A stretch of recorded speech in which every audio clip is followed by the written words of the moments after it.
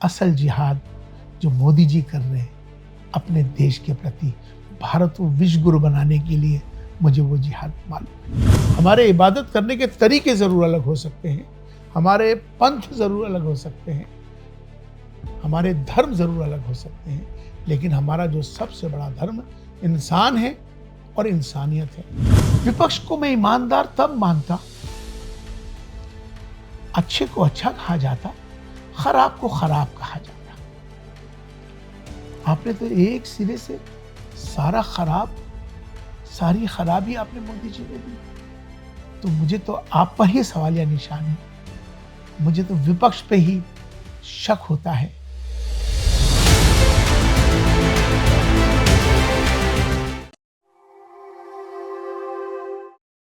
नमस्कार, मैं हूं अभिनय आकाश और हमारे साथ आज विशेष बातचीत के लिए मौजूद हैं डॉक्टर उमेर अहमद इलियासी, चीफ इमाम ऑफ इंडिया, सीधा इमाम हाउस से। इमाम साहब, आपका बहुत बहुत स्वागत है। जी शुक्रिया। जी, ऑल इंडिया इमाम ऑर्गेनाइजेशन दुनिया में इमामों का सबसे बड़ा संगठन है। इस संगठन में 5 लाख से ज़्यादा इमाम हैं जो 21 करोड़ भारतीय मुसलमानों की आवाज़ है। तो आज हम इमाम साहब से सवाल जवाब का सिलसिला शुरू करते हैं। मेरा सबसे पहला सवाल है कि देश के संसाधनों पर पहला हक मुसलमानों का है। मनमोहन सिंह के बयान से आप कितना सहमत हैं और देश का मुसलमान भी क्या ऐसा सोचता है? देखिए, पहली बात तो ये है कि मैं जो आपका जो ये बात सामने आई है कि संसाधनों पर, क्या सवाल था आपका? कि संसाधनों पर पहला हक मुसलमान, पहला हक मुसलमानों का। यहीं से एक डिफरेंस पैदा हो रहा है, यहीं से ही इसकी शुरुआत हो जाती है। डिफरेंस है, मुसलमान हो, हिंदू हो, ईसाई हो, सिख हो, हम धर्मों जातियों में बटे हुए हैं। हम इस बात की फिक्र क्यों नहीं कर पाते कि हम सब भारतीय हैं? आप जापान जाइए, वहाँ ना कोई धर्म है, ना कोई जातियों से बटा हुआ है, वहाँ उनका एक ही होता है, वो जापानी है। अरब मुल्कों में जाइए, वहाँ जाके सबसे पहले कोई अपने आप को जाति और धर्म मसलक से एक कहता है, हम अरबी हैं। तो हम आज भी इन्हीं बातों में बटे रहेंगे कि जातियों से मेरी पहचान हो, धर्मों से मेरी पहचान हो, कि मुझे ज़्यादा मिले, इसको वो मिले, ये माइनॉरिटी है, ये मेजॉरिटी है। ये जो सोच है, इसको बदलना है हमें। पॉलिटिकल लोग क्या कहते हैं, मनमोहन सिंह जी ने क्या कहा, कोई क्या कहता है, ये विषय नहीं है। विषय इस बात का है, फिक्र इस बात की है, एहसास इस बात का है कि हम सबको मिलकर भारतीय बनना है। हमारी सबकी जातियां ज़रूर अलग हो सकती हैं, हमारे इबादत करने के तरीके ज़रूर अलग हो सकते हैं, हमारे पंथ ज़रूर अलग हो सकते हैं, हमारे धर्म ज़रूर अलग हो सकते हैं, लेकिन हमारा जो सबसे बड़ा धर्म इंसान है और इंसानियत है। भारत में रहते हम भारतीय हैं, तो हमारी पहचान भारतीय की होनी चाहिए।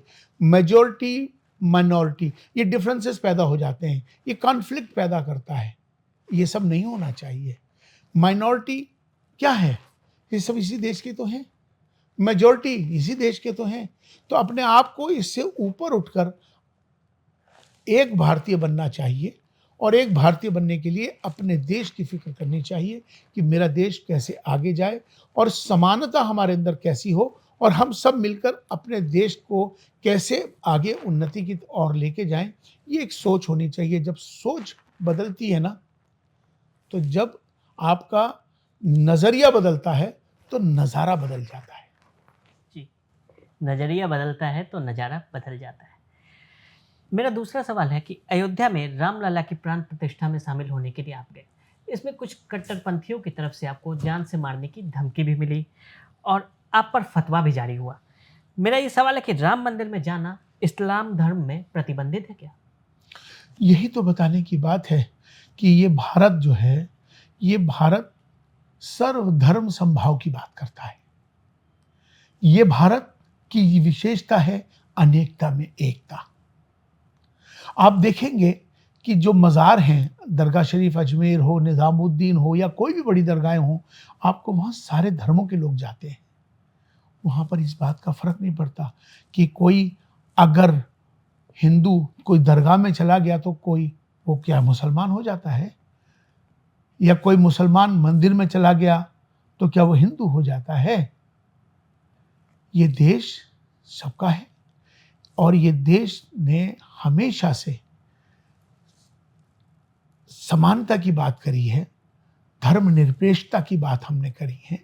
हम ये कहते हैं कि हम सबको मिलकर ये चाहिए कि चाहे वो मंदिर हो, मस्जिद हो, गुरुद्वारे हों, ये सारे स्थान इबादत के स्थान होते हैं, पूजा के स्थान होते हैं।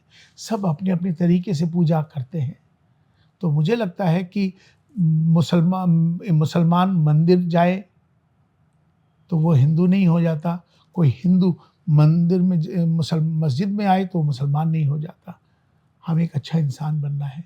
जब मैं एक सबसे पहले मैं अच्छा इंसान बनना होगा। जब मैं सबसे पहले मैं एक अच्छा इंसान हूँ, तभी मैं एक अच्छा मुसलमान हूँ। मैं एक अच्छा इंसान हूँ, तभी मैं एक अच्छा हिंदू हूँ। तो इसलिए हमें सबको ये सोचना चाहिए कि हम सब एक ईश्वर से जुड़े हुए हैं, सब इबादत करते हैं, सबके तरीके ज़रूर अलग हैं। तो इसलिए इस तरह की चीज़ें करना, ये फ़तवे जो जारी करते हैं, उनकी अपनी दुकानें होती हैं, उनका अपना मोटिव होता है। देश के अंदर दंगे फ़साद कराना, आपस में भिड़ाना, अच्छे लोग ऐसा नहीं करते। और हर समाज में अच्छे लोग ज़्यादा होते हैं, लेकिन चंद लोग खराब भी होते हैं। लेकिन चंद लोग खराब होने की वजह से सारा समाज खराब होता है, ऐसा होता नहीं है। तो मुझे लगता है कि हमें सबको समझना चाहिए, हम एक दूसरे के धर्मों का आदर सम्मान करें, उनके महापुरुषों का आदर सम्मान करें, सभी ग्रंथों का आदर सम्मान करें। ये हमें चाहिए करना। हम ये देखते हैं कि किसी मुस्लिम लड़की ने भजन गा दिया तो उस पे फतवा जारी हो गया, कोई मंदिर चला गया तो उस पे फतवा जारी हो गया। एक भारत जैसे धर्मनिरपेक्ष देश में इस्लामिक देशों जैसा ये फतवा जारी किया जाने का कितना महत्व है? देखिए, फतवा के मायने सबसे पहले समझने की ज़रूरत है। फतवा का मायने कोई एक राय है और फतवा उनको जो लोग देते हैं, वो शरीयत के अकॉर्डिंग देते हैं। तो शरीयत जो है, यहाँ ये जो भारत है, यहाँ पर शरिया कानून नहीं चलता है। यहाँ सर्वधर्म समभाव की बात करने वाले लोग हैं। तो ये लोग जो जल्दी-जल्दी फतवा दे देते हैं, किसी को मुझे कुफ्र का फतवा दे दिया, किसी को कोई फतवा दे दिया। तो भई देखिए, बात ये है कि हमें इन सब से ऊपर उठकर हमें ये समझना होगा कि आपस में मिल के रहना है। अगर कोई गाना गा रहा है, वो उसका अपना मामला है। कोई कव्वाली गा रहा है, तो वो उसका अपना मामला है। कोई भजन गाता है, वो अपना मामला है। सब लोग अपने-अपने तरीके से जीते और रहते हैं और सबको अपना-अपना अधिकार है। जी। हमारे देश में अक्सर मुसलमान कहते हैं कि हम भारत माता की जय नहीं बोलेंगे, राष्ट्रगान गान बजेगा तो हम खड़े नहीं होंगे, मंदिर में जाएंगे नहीं, हिंदुओं के त्योहार मनाएंगे नहीं, इस देश या राष्ट्र को अपने धर्म से ऊपर कभी नहीं रखेंगे। ऐसी मानसिकता कहाँ से बनी और क्यों? दरअसल मैंने बताया कि हर समाज में अच्छे लोग ज़्यादा हैं, चंद लोग खराब हैं, जिनकी वजह से कट्टरता फैलाते हैं ये लोग, नफ़रत फैलाते हैं ये लोग। जैसे आपने एक सवाल किया, पहला सवाल क्या था उसमें आपका कि भारत माता की जय भारत नहीं माता बोलेंगे। की जय। देखिए, भारत माता तो है ही है। हमारे जहाँ हम जिस देश में रहते हैं, जिसे हम हुब्बुल वतनी हैं, निफ्सुल ईमान हमारे यहाँ कहा गया है। मतलब देश को अपना ईमान का हिस्सा दर्जे में रखा गया है। वो ईमान का हिस्सा है। तो ये कैसे हो सकता है? लेकिन वो जो कट्टरपंथी हैं, उनकी अपनी एक सोच है और उस सोच की वजह से ये सारी नफ़रतें बढ़ती हैं। तो हमें अब ये करना है, चाहे देश हमें देता है सब कुछ, हम भी तो कुछ देना सीखें। ये भाव आपके अंदर आना चाहिए। ज्ञानव्यापी पर आपका क्या मानना है? ज्ञानव्यापी पर एएसआई की रिपोर्ट बिल्कुल वैसे ही है जैसे राम मंदिर के मसले पर भी आई थी। तो क्या मुस्लिम पक्ष को अपना अधिकार वहां से छोड़ देना चाहिए? देखिए, इस समय में जो महत्वपूर्ण है बात, महत्वपूर्ण ये है कि कोई भी बात संवाद के माध्यम से हल होना चाहिए। अभी मामला कोर्ट में है और हम इस बारे में कुछ भी कोर्ट के मामलात में हमको दखल नहीं दे सकते। लेकिन हमारा मानना ये है कि हर मसले का समाधान डायलॉग है, संवाद है। संवाद के माध्यम से हम बैठना चाहिए और बैठकर किसी भी मसले का हल निकालना चाहिए। नफ़रत करना, झगड़ा करना, फसाद करना, तो ये तो इसका हल नहीं है। तो मुझे लगता है कि संवाद की शुरुआत होनी चाहिए। अभी तो चूँकि इलेक्शन का समय है, इस समय में थोड़ा, चूँकि इलेक्शन के समय में राजनीति अलग बात है, लेकिन मुझे लगता है कि जब इलेक्शन फ़ारिग हो जाएँ, इलेक्शनों से निपटने के बाद दोनों तरफ से संवाद होना चाहिए। दोनों तरफ से संवाद होना चाहिए।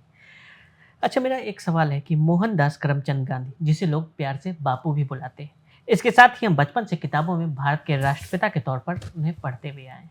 लेकिन आपने कुछ वक्त पहले संघ प्रमुख मोहन भागवत को राष्ट्रपिता बताया था, ऐसा क्यों? बहुत अच्छा सवाल आपने किया। पिछले साल वो मुझसे मिलने के लिए यहाँ तशरीफ़ लाए थे और वो पहली मर्तबा मस्जिद में आए और पहली मर्तबा उन्होंने किसी मस्जिद में आके के देखा। हमने उनको निमंत्रण दिया था, हमने उनका स्वागत किया।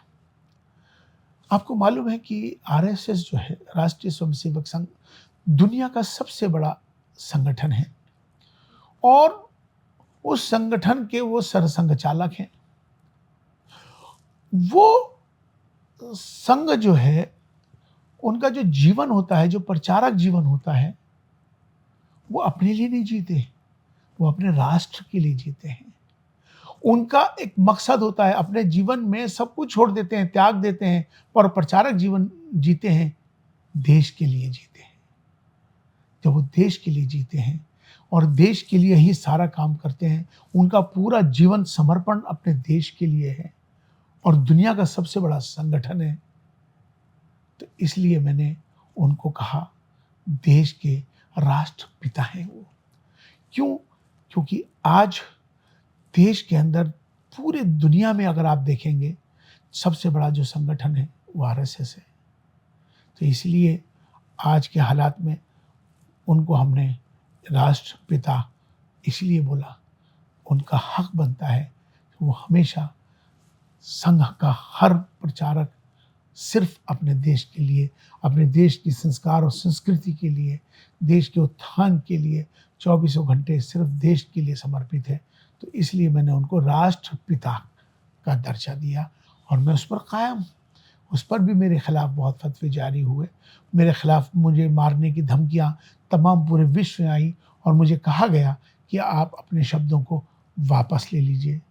तो मैंने उनसे कहा था कि ये मेरा दिया हुआ सम्मान है। ये मैंने ना तो महात्मा गांधी को नीचे दिखाने के लिए या किसी को कमज़ोर करने के लिए मेरा मकसद नहीं है।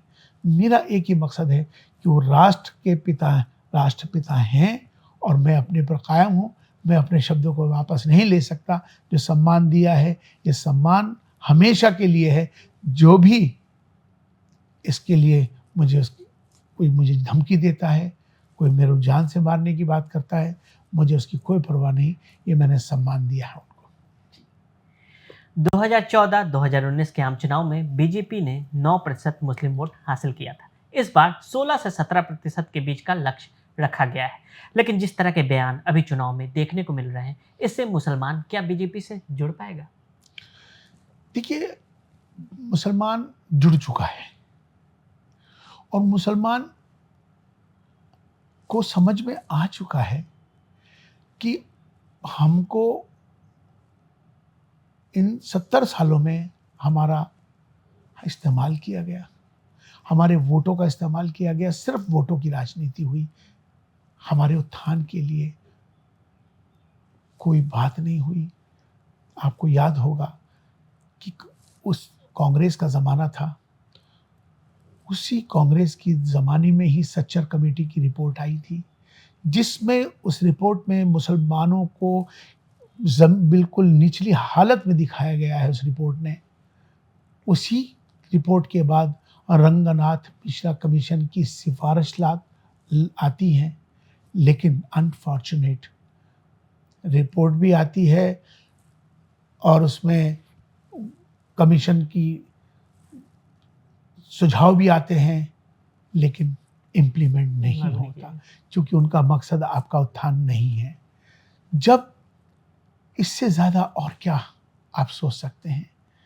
तो मुझे लगता है कि मुसलमानों पढ़ लिख चुके हैं। मुसलमान आज समझ चुका है कि हमारे हित में कौन है। आज सिविल सर्विसेज की सबसे ज़्यादा जो पास होके निकल रहे हैं बड़ी तादाद में, जब से मोदी जी की हुकूमत आई है। सबसे ज़्यादा मुसलमानों को लाभ आयुष्मान से मिला हेल्थ के लिए, सबसे ज़्यादा लाभ पीएम आवास योजना से मिला, तमाम सबसे ज़्यादा बेनिफिट्स इस गवर्नमेंट से मिले। लेकिन आपने वोट दिया या नहीं दिया? मोदी जी ने कहा कि किसी ने हमें वोट किया है नहीं किया, लेकिन हम सबके लिए करेंगे, हर भारतीय के लिए करेंगे। ये उनकी सोच से मुसलमानों के अंदर एक बदलाव आया, और ये बदलाव आज इस तरफ बढ़ रहा है कि मोदी जी को, भारतीय जनता पार्टी को मुसलमान किसी डर से वोट नहीं कर रहा, बल्कि अपनी इस बदलती सोच के लिए, अपने इस तरक्की के देखते हुए, हालात को देखते हुए मुसलमान उनको वोट कर रहा है, और बड़ी तादाद में कर रहा है। जी, योजनाओं का ज़िक्र आपने किया, तो मैंने भी अपने रिसर्च के दौरान देखा कि उड़ान योजना, शादी शगुन योजना, उस्ताद योजना, ईदी योजना मुसलमानों के लिए शुरू किए गए कुछ महत्वपूर्ण योजनाओं के नाम हैं। ऐसे में सरकारी योजना का लाभ उठाने के बावजूद कहा जाता है कि मुसलमान के लिए मोदी कुछ भी कर लें, वो उन्हें वोट नहीं करने जा रहा है। ऐसा नहीं है। जब कोई कार्य किया जाता है और अच्छे तरीके से ईमानदारी से किया जाता है, तो उसका सिला ईश्वर देता है, बंदे नहीं देते। मोदी जी ने ये सोच के उनको ये लाभ नहीं दिया था कि ये मुझे वोट देंगे। मोदी जी की एक ही सोच है, वो सब भारतीय है। उनके मन में हिंदू और मुसलमान कभी नहीं आता। वो हमेशा एक ही बात करते हैं, मेरे देशवासियों, मेरे 140 करोड़ के देशवासियों। कभी उन्होंने ये नहीं कहा कि ये मुसलमान और ये हिंदू। उन्होंने हमेशा सबके साथ, सबका विकास, सबका विश्वास, सबका प्रयास, ये उनका जो नारा था, वो उनके अंदर की आत्मा थी। उन्होंने कभी इसको राजनीतिक रूप नहीं दिया।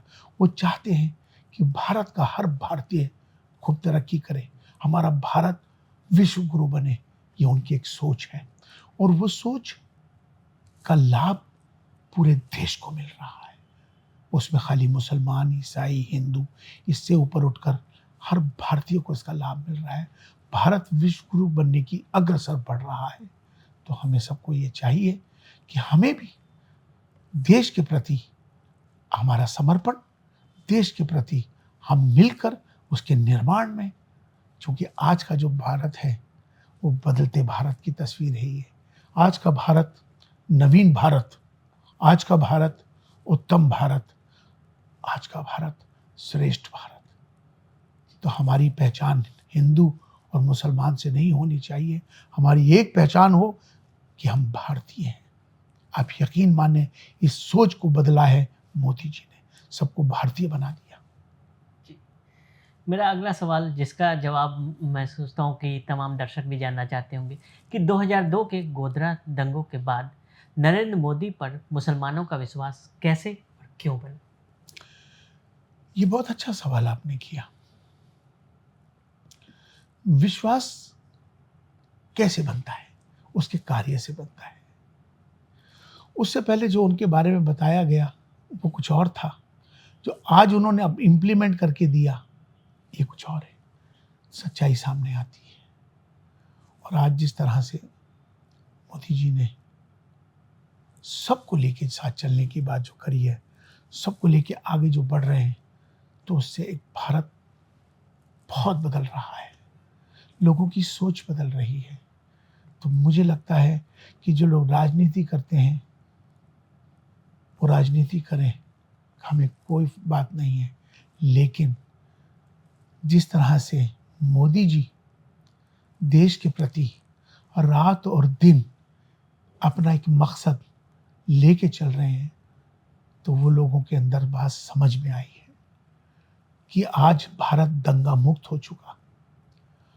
वही कश्मीरी पत्थरबाजी करते थे, वही जो वहाँ पर जो बांटना चाहते थे, वो संस्थाएं आज 370 आर्टिकल के हटने से पहले मैं जब गया था, वहाँ के हालात जो मैंने देखे थे, और आर्टिकल 370 हटने के बाद एक एक कश्मीरी इतना खुश है।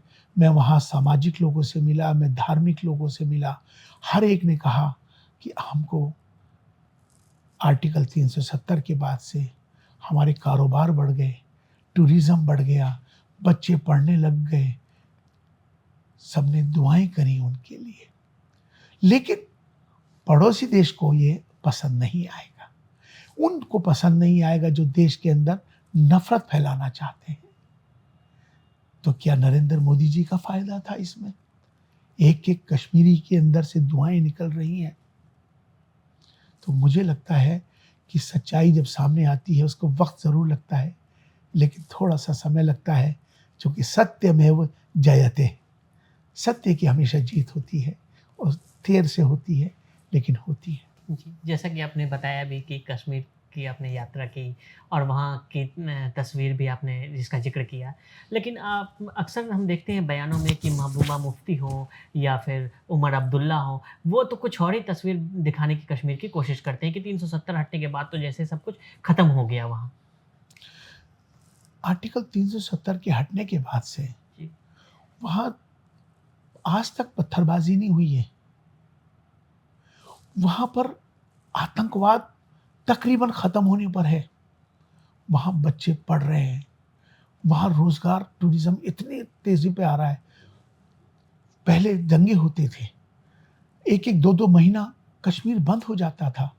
वही सेपरेटिस्ट जिनको आपने नाम लिया, वो अपनी राजनीति करते थे।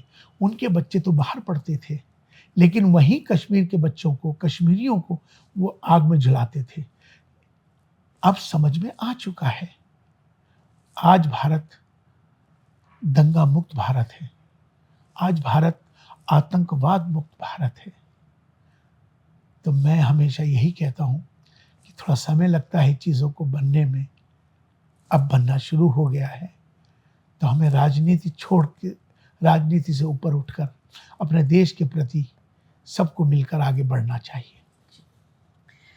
जिहाद एक ऐसा शब्द है जिसे दूसरे शब्द के पीछे लगाकर उसकी परिभाषा गढ़ दी जाती है। आपने लव जिहाद और लैंड जिहाद तो सुना होगा। इस बार चुनाव में नए शब्द वोट जिहाद का जिक्र कांग्रेस नेता सलमान खुर्शीद की भतीजी ने किया है। क्या होता है वोट जिहाद और कितना असर इसका मुसलमानों में देखने को मिलेगा, इसको थोड़ा हमारे दर्शकों को बताएं। देखिए, सबसे पहली बात तो ये है कि ये जो शब्द है जिहाद, जी, इसको समझने की ज़रूरत है। जिहाद का माना स्ट्रगल के होते हैं। अरबी का शब्द है ये जिहाद, स्ट्रगल, जद्दोजहद। अब पॉलिटिकल लोग उस जिहाद को किस रूप में लेते हैं मुझे नहीं मालूम। कोई वोट के रूप में लेता है, कोई राजनीति के रूप में उस जिहाद का इस्तेमाल करता है, ये उनका मामला है।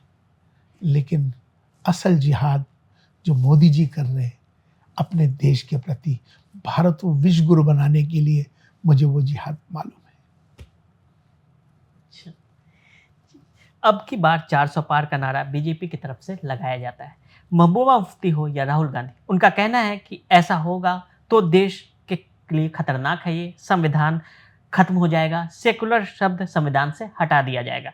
क्या ये विचार आपको असहज करते हैं और क्या आपको लगता है कि बहुत अधिक शक्ति वाली भाजपा विशेष रूप से अल्पसंख्यकों के लिए खतरनाक है? मैं हैरानी होती है मुझे उन लोगों पर कि राजनीति करते हैं। आज भारत की जो स्थिति है और भारत किस तेजी से विश्व गुरु बनने के अग्रसर है, विपक्ष का काम सिर्फ खराब करना, खराब कहना। मैं खास तौर पर उस विपक्ष से पूछना चाहता हूं, मेरा आज के आपके माध्यम से, चैनल से विपक्ष से मेरा सवाल है, जब से नरेंद्र मोदी जी देश के प्रधानमंत्री बने हैं, क्या उन्होंने एक भी काम अच्छा नहीं किया? विपक्ष को मैं ईमानदार तब मानता, अच्छे को अच्छा कहा जाता, खराब को खराब कहा जाता। आपने तो एक सिरे से सारी खराबी आपने मोदी जी में दी। तो मुझे तो आप पर ही सवालिया निशान है, मुझे तो विपक्ष पे ही शक होता है। आज अपने नजरिए को बदलिए, नजारा बदल जाएगा। विपक्ष को अपने नज़रिए को बदलने की ज़रूरत है, तभी नज़ारा बदला हुआ नज़र आएगा। तो मेरा अगला सवाल है, यूसीसी पर आपका क्या रुख है और क्या मुस्लिम समुदाय इससे सशंकित है? यदि हाँ, तो क्यों? देखिए, ये सब वो ऐसी बातें हैं जिनको विपक्ष ने या उस जो ऐसे लोग हैं जो देश के अंदर नफरत फैलाना चाहते हैं, इस तरह की बात करते हैं। मुझे ये बताइए, अभी एक मुद्दा था, आपको याद होगा, CAA। आपको याद होगा कि शाहीन बाग हो, पूरे देश के अंदर हंगामा, बड़ा इस पर राजनीति हुई, बहुत लोग को तकलीफ हुई, देश का नुकसान हुआ, देश की छवि को खराब करने की कोशिश की गई। मैं आपसे पूछता हूँ, CAA क्या किसी की नागरिकता लेता है? CAA नागरिकता देने का नाम है, लेकिन आपने कंफ्यूज कर दिया उस विपक्ष ने, उन लोगों ने, कि ये इसी तरह से ये यूसीसी है। ये यूसीसी आज अगर एक समान की बात हो रही है तो उसमें नुकसान क्या है? क्या मेरी नमाज, क्या मेरी धर्म उससे प्रभावित होता है? नहीं, ना मेरी नमाज को प्रभावित करती है, ना मेरे धर्म को, ना मेरी पूजा को, ना मेरी आस्थाओं को। लेकिन वो लोग गुमराह कर कर इसको खराब करने की कोशिश कर रहे हैं। तो मैं आज आपके चैनल के माध्यम से तमाम भारत के मुसलमानों को खास तौर पर बताना चाहता हूँ कि आप किसी की गुमराही में, किसी के भटकावे में ना आए। आप समझदार हैं, आप पढ़ लिखने लगे हैं, अब आपको खुद सोचना होगा कि चाहे CA है, चाहे यूसीसी है, ये किसी तरह का आपका कोई अधिकार जो है, कोई चिंता नहीं है। इसलिए ऐसी बातों से हमें बचना चाहिए, जो लोग अपनी राजनीति कर कर हम लोगों को गुमराह करने की कोशिश कर रहे हैं। मेरा आखिरी सवाल है कि मुस्लिम आरक्षण का जिक्र इस चुनाव में बहुत हो रहा है और प्रधानमंत्री की तरफ से कई रैलियों में कहा गया है कि कांग्रेस पार्टी जो है वो SC ST OBC का आरक्षण लेकर और मुसलमानों को आरक्षण दे देगी। तो इस पे आपका क्या कहना? देखिए, राजनीति में चूंकि इलेक्शन का समय है, इलेक्शन के समय में कौन क्या क्या कहता है, कैसे कैसे कहता है, इसका महत्व नहीं होता। महत्व इसका है कि आपके मैनिफेस्टो में क्या है। तो मुझे लगता है कि इस समय देश को माइनॉरिटी और मेजॉरिटी, हिंदू और मुसलमान होने की ज़रूरत नहीं है। इस समय देश को एक होने की ज़रूरत है, सबको भारतीय होने की ज़रूरत है। जिस तरह से हमारे देश के प्रधानमंत्री श्री नरेंद्र मोदी जी ने जो 400 पार की बात की है, मैं समझता हूँ कि वो मोदी जी के लिए नहीं, देश के हित में होगा। तो मैं तमाम मुसलमानों से भी ये कहना चाहता हूँ कि ज़रा सोचिए और विचार कीजिए। आज का जो समय है, इस समय कल नहीं आएगा। हमें भारत को मजबूत करना है, भारतीयता को मजबूत करना है। राष्ट्र सर्वोपरि है। राष्ट्र सर्वोपरि है। तो आज हमने डॉक्टर उमैर अहमद इलियासी, चीफ इमाम ऑफ इंडिया से विशेष बातचीत की। हमारे साथ जुड़ने के लिए आपका बहुत बहुत धन्यवाद इमाम साहब।